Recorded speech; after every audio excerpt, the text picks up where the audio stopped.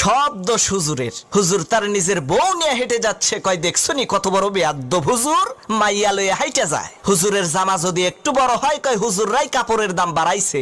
ছোট হইলে কয় টেডি হুজুর, পেট বড় হইলে কয় পরের বাড়ি খাইতে খাইতে পেটটারে জাহান্নামের তাগারি বানাইছে।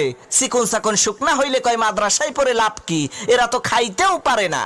দাওয়াত খাইতে যাইয়া একটু বেশি খাইলে কয় হুজুররা পরের খাওয়ান পাইলে এইরকম একটু বেশিই খায়। কম খাইলে কয় হুজুর আজকে আর কয় জায়গা দাওয়াত আছে। হুজুর একটু দামি পোশাক পরলে কয় অহংকারী, কম দামি পোশাক পরলে কয় ফকিন্নি। হুজুর একটু ইংরেজি বললে কয় ভাব মারায়, আর ইংরেজি না বললে কয় খ্যাত। অনেকে আবার কয় এই দেশটারে হুজুররাই শেষ করছে। অমুসলমান, কুত্তা মরে, ছাগল মরে, বিড়াল মরে, জানাজা হয় না। এই বাংলার জমিনে যদি ওলামা ইকরাম না থাকতো, তোমার মরণটাও কুত্তার মতো জানাজা ছাড়া হইতো। আরে তোমার বাপ মায়ের বিয়েটা যদি হুজুর না পড়াইতো, তাহলে তো তুমি হারামজাদা হইতা, নাজায়েজ জারজ সন্তান হইতা। তোমার